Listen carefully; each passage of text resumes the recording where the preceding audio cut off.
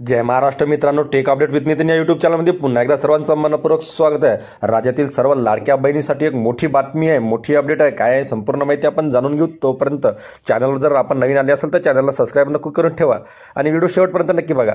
तर राज्यातील लाडक्या बहिणीसाठी एक मोठी अपडेट, आता 2100 रुपये मिळणार नाही असे आता जाहीर झाले असून निवडणुकी आधी महायुती सरकारने 1500च्या ऐवजी आम्ही 2100 रुपये प्रति महिना देणार असे जाहीर केले होते।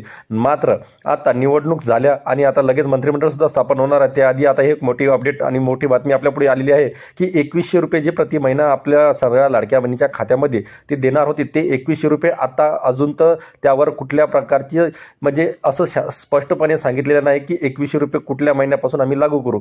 सरळ सरळ एक प्रकारे शासनाने या गोष्टीवर अजून तर कुठल्याही प्रकारे क्लिअर नाही केलं की 2100 रुपये महिना जो डिसेंबरमध्येच येणार आहे, याबद्दल त्यांनी आता असं सांगितलं आहे की तो येणाऱ्या पुढच्या दिवाळीला अर्थातच भाऊबीजेपासून 2100 रुपये महिना होणार असून तोपर्यंत सर्व माता भगिनींच्या खात्यामध्ये केवळ 1500 रुपये प्रति महिनाच येत राहील अशी एक आता घोषणा झाली असून सर्व लाडक्या बहिणींसाठी एक मोठी अपडेट आता इथं सांगण्यात येत आहे। याबद्दल आपलं काय मत आहे आपण कमेंट करून व्यक्त करू शकता की शासनाने निवडणुकीआधी 2100 रुपये प्रति महिना देऊ असे जाहीर केले होते, मात्र निवडणुका झाल्याच्या नंतर लगेच त्यांनी 1500 रुपये सध्या तरी आम्ही देणार आहोत असे सांगितले आहे।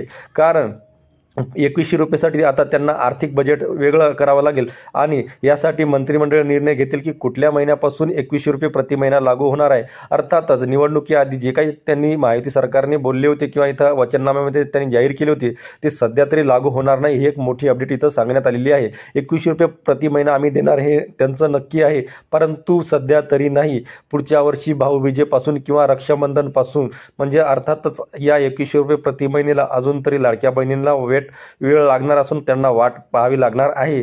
तरी आपल्याला काय वाटत आहे यासंबंधी आपण कमेंट करून नक्की सांगू शकता।